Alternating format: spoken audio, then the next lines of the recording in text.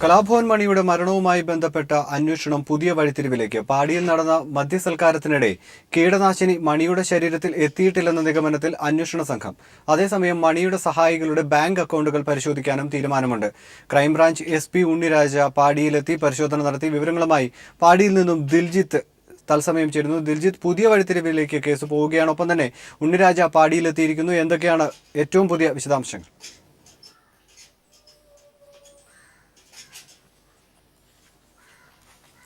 അനന്ത് സൂചിപ്പിച്ചതുപോലെ അന്വേഷണ ചുമതല ഏറ്റെടുത്ത ക്രൈംബ്രാഞ്ച് SP ഉണ്ണിരാജ അല്പസമയം മുമ്പ് പാടിയിൽ സന്ദർശനം നടത്തി. ഇവിടെ പരിശോധന നടത്തി 1 മണിക്കൂറോളം പരിശോധന നടത്തിയ ശേഷമാണ് അദ്ദേഹം ഇപ്പോൾ മടങ്ങിയിരിക്കുന്നത്.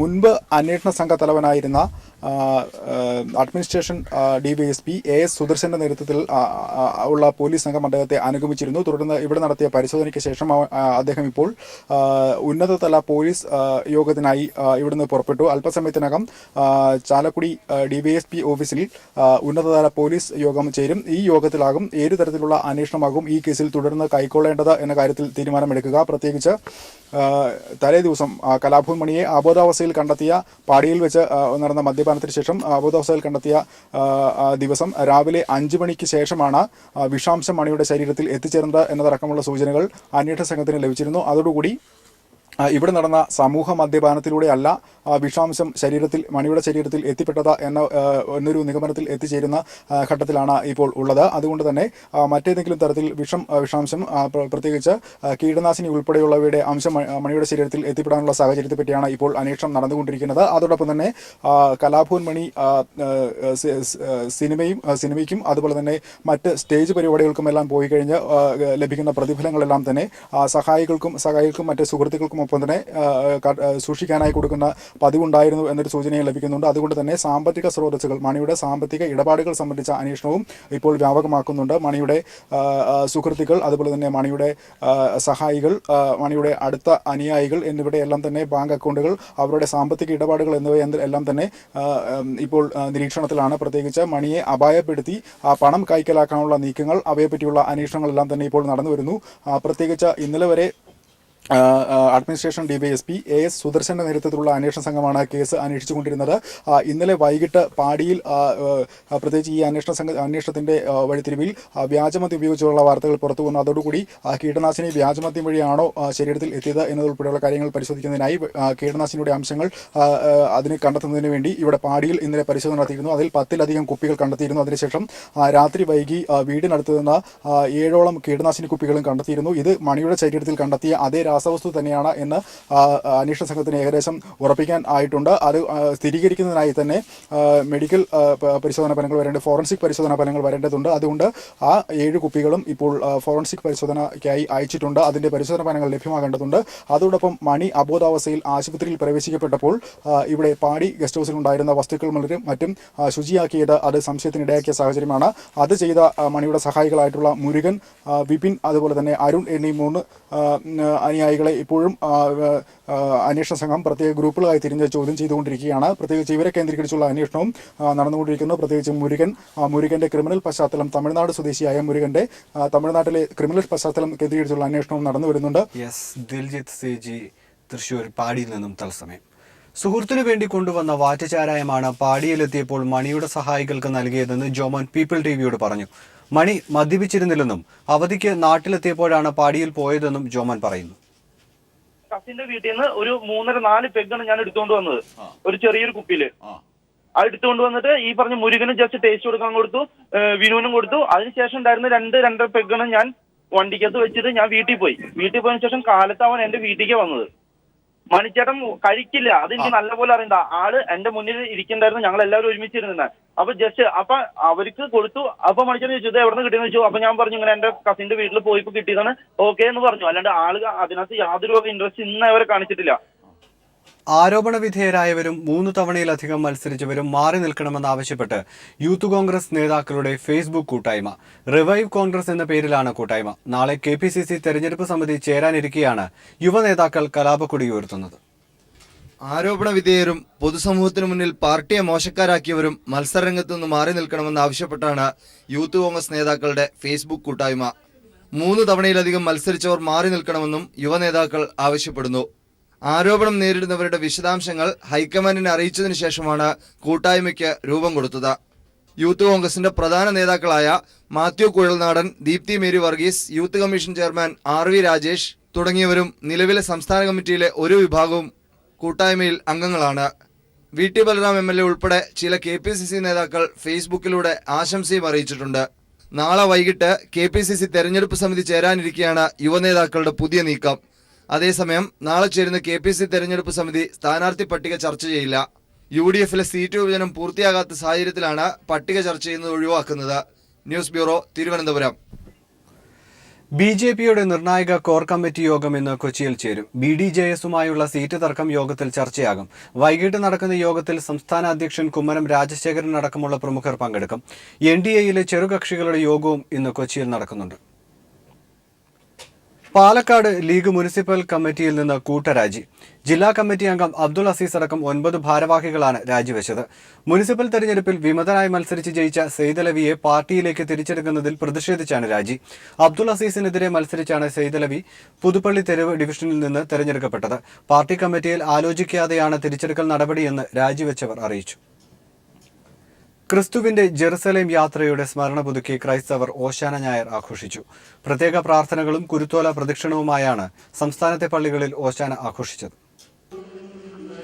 നഗരം ചുറ്റിയുള്ള കുരുത്തോല പ്രദക്ഷിണവും പ്രത്യേക പ്രാർത്ഥനകളുമായാണ് സംസ്ഥാനത്തെ പള്ളികളിൽ ഓശാന ആഘോഷിച്ചത്. തിരുവനന്തപുരം പട്ടം സെന്റ് മേരീസ് കത്തീഡ്രലിൽ കർദിനാൾ ബസേലിയോസ് മാർ ക്ലിമിസ് കാത്തോലിക്ക ബാവ ചടങ്ങുകൾക്ക് നേതൃത്വം നൽകി.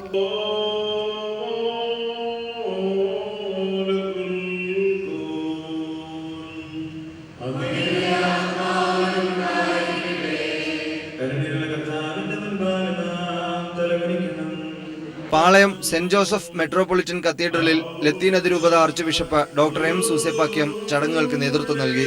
കരിങ്ങാച്ചിറ സെന്റ് ജോർജ് യാക്കോബായ പള്ളിയിലെ ചടങ്ങുകൾക്ക് ഭദ്രാസനാധിപൻ Joseph Mor Gregorios, saint Mary's ബസിലിക്കയിലെ ചടങ്ങുകൾക്ക് മേജർ ആർച്ച് ബിഷപ്പ് ജോർജ് ആലഞ്ചേരിയും നേതൃത്വം നൽകി. കോഴിക്കോട് ദേവമാതാ കത്തീഡ്രലിൽ ബിഷപ്പ് വർഗീസ് ചക്കാലക്കലാണ് ചടങ്ങുകൾക്ക് നേതൃത്വം നൽകിയത്. ക്രിസ്തുവിന്റെ പീഡാനുഭവ ഓർമ്മകൾ പുതുക്കുന്ന വിശുദ്ധ വാരാചരണത്തിനും ഇതോടെ തുടക്കമായി. വിവിധ ബ്യൂറോകൾക്കൊപ്പം ന്യൂസ് ബ്യൂറോ, തിരുവനന്തപുരം. ദേശീയ സ്കൂൾ കായികമേളയിലെ മെഡൽ ജേതാക്കളെ സംസ്ഥാന സർക്കാർ വഞ്ചിക്കുന്നു.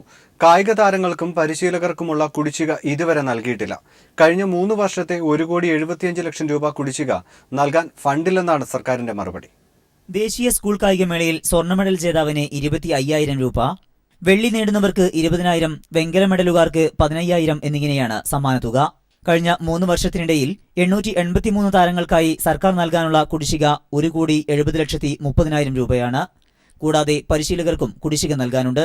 90 പേർക്കായി 4,50,000 രൂപയാണ് നൽകാനുള്ളതെന്ന് വിവരാവകാശ പ്രവർത്തകൻ രാജു വാഴക്കാലയ്ക്ക് ലഭിച്ച രേഖകൾ വ്യക്തമാക്കുന്നു. സാമ്പത്തികമായി പിന്നോക്കം നിൽക്കുന്ന നിരവധി താരങ്ങൾക്ക് സർക്കാരിന്റെ നിലപാട് ഏറെ പ്രതിസന്ധിയാണ് സൃഷ്ടിക്കുക. വളർന്നു വരുന്ന കായിക താരങ്ങളോട് ഈ സംസ്ഥാന സർക്കാർ കാണിക്കുന്ന അവഗണനയാണ് നമുക്ക് ഈ രേഖകളിൽ നിന്ന് മനസ്സിലാക്കുന്നത്. എന്തായാലും എത്രയും പെട്ടെന്ന് ഇവർക്ക് നൽകാനുള്ള തുക എത്രയും പെട്ടെന്ന് നൽകി അവരെ വളർന്നു വരുന്ന ഈ കായിക താരങ്ങളെ മുൻപന്തിയിലേക്ക് കൊണ്ടുവരണമെന്നാണ് പറയാനുള്ളത്. കഴിഞ്ഞ ദേശീയ സ്കൂൾ കായികമേളയിലും ചരിത്ര നേട്ടത്തോടെ തുടർച്ചയായ 19ാം കിരീടം കേരള താരങ്ങൾ സ്വന്തമാക്കിയിരുന്നു.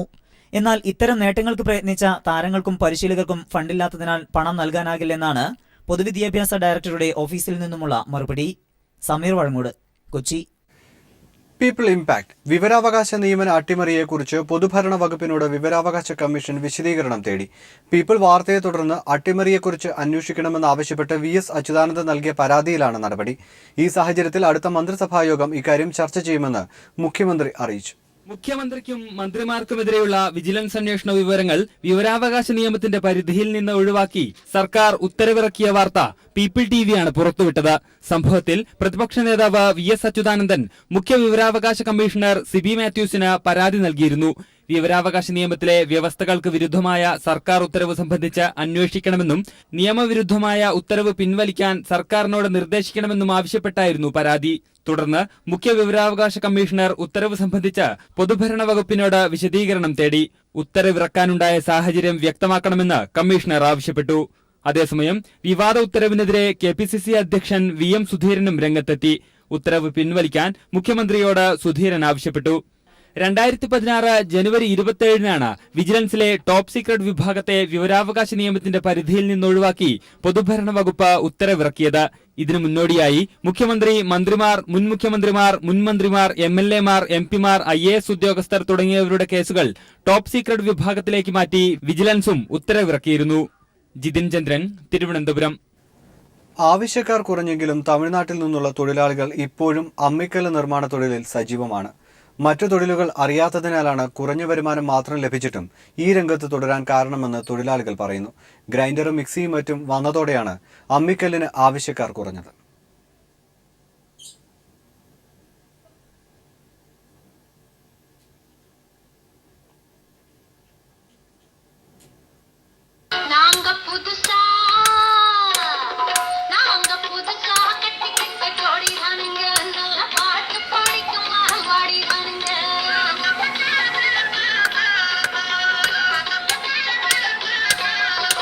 പഴയ തമിഴ് സിനിമാ ഗാനങ്ങളുടെ താളത്തിനൊത്ത് കല്ലിൽ ഉളി തട്ടിക്കൊണ്ടാണ് തമിഴ്നാട്ടിൽ നിന്നുള്ള കണ്ണയ്യനും കുടുംബാംഗങ്ങളും അമ്മിക്കല്ല് കൊത്തുന്നത്. ചിതറിത്തെറിച്ചുകൊണ്ടിരിക്കുന്ന കല്ല് ചീളുകൾക്ക് നടുവിൽ കുട്ടികൾ വിശ്രമിക്കുന്നു.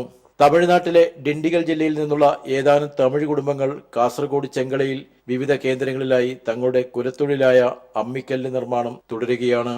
ആവശ്യക്കാർ കുറഞ്ഞു വരികയാണെങ്കിലും മറ്റൊരു തൊഴിലും അറിയാത്ത ഇവർ ഈ രംഗത്ത് തുടരുവാൻ നിർബന്ധിതരാകുന്നു. ഒരു അമ്മിക്കല്ല് നിർമ്മിക്കാൻ ഒരാഴ്ചയോളം സമയമെടുക്കും. പ്രത്യേക ഇനത്തിൽപ്പെട്ട കരിങ്കല്ലുകളാണ് അമ്മിക്കല്ല് നിർമ്മാണത്തിന് ഉപയോഗിക്കുന്നത്. അമ്മിക്കല്ലാന്ന് വെച്ചാല് ഒരാഴ്ച ആവണം. ഡിമാൻഡ് കുറവാണ്. കല്ല് കച്ചവടമില്ല. കല്ല് ഇപ്പൊ അത്രയും വലിയ കല്ല് ആരും വാങ്ങലില്ല. ഇന്നത്തെ ഇച്ചിരി മെഷീൻ കല്ല് വാങ്ങുന്നുണ്ട്, മോട്ടർ കല്ലാണ്. ജീവിക്കാനൊക്കെ നമുക്ക് വലിയ രീതിയൊന്നുമില്ല. ഇങ്ങനെ കഞ്ഞി കുടിച്ച് ഇങ്ങനെ തീർക്കുക. അപകടം നിറഞ്ഞ തൊഴിലാണ് അമ്മിക്കല്ല് നിർമ്മാണം. ചീളുകൾ കണ്ണിലും ശരീരത്തിലും തുളച്ചു കയറും. ചിലപ്പോൾ കാലിലേക്കും മറ്റും കല്ല് മറിഞ്ഞു വീണും അപകടങ്ങൾ ഉണ്ടാകാറുണ്ട്. അമ്മിക്കല്ലിന് ആവശ്യക്കാർ തീരെ ഇല്ലാതാകുമ്പോൾ നാട്ടിൽ പോയി കുറച്ചുനാൾ കഴിഞ്ഞ് തിരിച്ചു വരുമെന്ന് തൊഴിലാളികൾ പറഞ്ഞു. സർക്കാരിന്റെ തൊഴിലാളി ക്ഷേമനിധികളിൽ ഇവർ അംഗങ്ങളല്ല. സർക്കാരിന്റെ ഒരുവിധ ആനുകൂല്യങ്ങളും ഈ പാവം തൊഴിലാളികൾക്ക് ലഭിക്കുന്നില്ല. തമിഴ്നാട്ടിൽ ഒരു സമുദായത്തിന്റെ കുലത്തൊഴിലാണ് അമ്മിക്കല്ല് നിർമ്മാണം. യന്ത്രവൽകൃത സമൂഹത്തിൽ ഒരു സമുദായത്തിന്റെ തൊഴിൽ തന്നെ അന്യം നിൽക്കുന്ന സ്ഥിതിയാണിപ്പോൾ. ക്യാമറാമാൻ ഷൈജു ബിലാത്രയ്ക്കൊപ്പം സണ്ണി ജോസഫ്. തിരികെ വാർത്തകളിലേക്ക്. മാർച്ച് 19 EMS ദിനാചരണത്തിന്റെ ഭാഗമായി എറണാകുളം EMS സാംസ്കാരിക കേന്ദ്രം സംഘടിപ്പിച്ച EMS അനുസ്മരണം CPIM നേതാവ് MM ലോറൻസ് ഉദ്ഘാടനം ചെയ്തു. അനുസ്മരണ പരിപാടികളുടെ ഭാഗമായി എറണാകുളം ടൗൺ ഹാളിൽ EMSന്റെ അപൂർവ ചിത്രങ്ങളുടെ പ്രദർശനം നടന്നു. 1982 മുതൽ EMSന്റെ മരണം വരെയുള്ള കാലഘട്ടങ്ങളിലൂടെ ഫോട്ടോഗ്രാഫർ B ജയചന്ദ്രൻ പകർത്തിയ അപൂർവ ചിത്രങ്ങളാണ് പ്രദർശനത്തിനുണ്ടായിരുന്നത്. പ്രമുഖരടക്കം നിരവധി പേർ പ്രദർശനം കാണാനെത്തി. EMS എന്ന മൂന്നക്ഷരത്തെ ജനങ്ങൾ നെഞ്ചേറ്റിയതെങ്ങനെയെന്നും എന്തിനെന്നും പറഞ്ഞു തരുന്ന ചിത്രങ്ങളാണ് EMS വ്യക്തിയും കാലവും എന്ന ഫോട്ടോ പ്രദർശനത്തിനുണ്ടായിരുന്നത്. വിപ്ലവ വീഥിയിലെ സഹയാത്രികർ, കൂട്ടുകാർ, സഖാക്കൾ AKGക്കും EK നയനാർക്കും VS അച്യുതാനന്ദനും സുർജിത്തിനുമൊക്കെയൊപ്പം EMS നിറഞ്ഞു നിൽക്കുന്നു. പേരക്കുട്ടികളെ ചേർത്തുപിടിച്ച് കുശലം പറയുമ്പോൾ EMS ഏലംകുളം മനയിലെ ആ പഴയ കുഞ്ചുവായി മാറുന്നു. പൂണൂൽ പൊട്ടിച്ചെറിഞ്ഞ് മനുഷ്യനായി, കമ്മ്യൂണിസ്റ്റായി, ജനങ്ങളുടെ നേതാവായി മാറി 25 വർഷങ്ങൾക്കിപ്പുറം പിച്ചവെച്ച ഏലംകുളം മനയിലേക്കെത്തുന്ന EMSന്റെ അപൂർവ ചിത്രം ചരിത്രമാണ്. സഹധർമ്മിണി ആര്യ അന്തർജനത്തോടൊപ്പവും ബാല്യകാല കനവുകൾ ഒപ്പം പങ്കുവെച്ച കുന്തിപ്പുഴയെ നോക്കി നിൽക്കുന്ന EMSുമൊക്കെ കൺമുന്നിലങ്ങനെ നിറയുന്നു. തിരക്കുകളിൽ നിന്ന് തിരക്കുകളിലേക്ക് പോകുമ്പോഴും സ്വന്തമായ ഏകാന്ത ലോകം EMS സൂക്ഷിച്ചിരുന്നു. പഠനങ്ങളുടെ ഈ ലോകത്തു നിന്നുമാണ് തന്ത്രങ്ങളും തത്വങ്ങളും പിറവികൊണ്ടത്. അത്തരത്തിലെ ഒരു ട്രെയിൻ യാത്രയും വീണ്ടും പാർട്ടി ജനറൽ സെക്രട്ടറിയായ 13ാം പാർട്ടി കോൺഗ്രസും സെക്രട്ടറി സ്ഥാനമൊഴിഞ്ഞ നാട്ടിലേക്ക് തിരിക്കുന്ന മദ്രാസ് പാർട്ടി കോൺഗ്രസിലെ ചിത്രങ്ങളുമൊക്കെ ആ ജീവിതവീഥിയെ കൃത്യമായി അടയാളപ്പെടുത്തുന്നു. CPIM നേതാവ് MM ലോറൻസ് പ്രദർശനം കാണാനെത്തി. EMSും താനും സുശീല ഗോപാലനും ഇരിക്കുന്ന ചിത്രം ലോറൻസ് നോക്കി നിന്നു. തീരം തൊടുന്ന തിരമാലകൾ പോലെ ഇരമ്പിയാർത്ത മനസ്സുള്ള EMS എന്ന ഇതിഹാസം ഒടുവിൽ ചെങ്കൊടി പുതച്ച വിശ്രമിക്കുന്നതുവരെയും ജയചന്ദ്രന്റെ ചിത്രശേഖരത്തിലുണ്ട്. പ്രദർശനത്തെ തുടർന്ന് എറണാകുളം ടൗൺ ഹാൾ അങ്കണത്തിൽ നടന്ന അനുസ്മരണ സമ്മേളനം MM ലോറൻസ് ഉദ്ഘാടനം ചെയ്തു.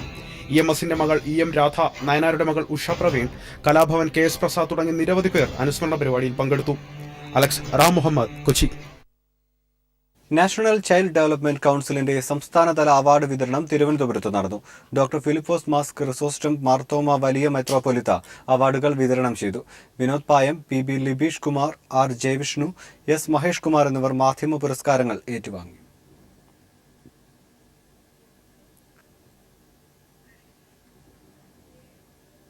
ഇന്ത്യയും തുർക്കമെനിസ്ഥാനും തമ്മിലുള്ള പ്രാഥമിക ലോകകപ്പ് ക്വാളിഫയിംഗ് മത്സരം കൊച്ചിയിൽ നടക്കും. കലൂർ സ്റ്റേഡിയത്തിൽ 29-ന് വൈകുന്നേരം 6 മണിക്കാണ് മത്സരം. ഫിഫയുടെ മാനദണ്ഡപ്രകാരം സ്റ്റേഡിയത്തിൽ ഗാലറി ടിക്കറ്റുകൾ ഉണ്ടാകില്ലെന്ന് KFA പ്രസിഡന്റ് KMA മേത്തർ അറിയിച്ചു. മത്സരത്തിന്റെ ടിക്കറ്റ് വിൽപ്പന തിങ്കളാഴ്ച ആരംഭിക്കും. അതേസമയം KFAയുടെ ആഭിമുഖ്യത്തിൽ കേരളത്തിന്റെ വിവിധ ജില്ലകളിൽ നിന്നുള്ള 50 റഫറിമാർ പങ്കെടുത്തുകൊണ്ട് കലൂരിൽ തുടരുന്ന റഫറി സെമിനാർ ഇന്ന് സമാപിക്കും.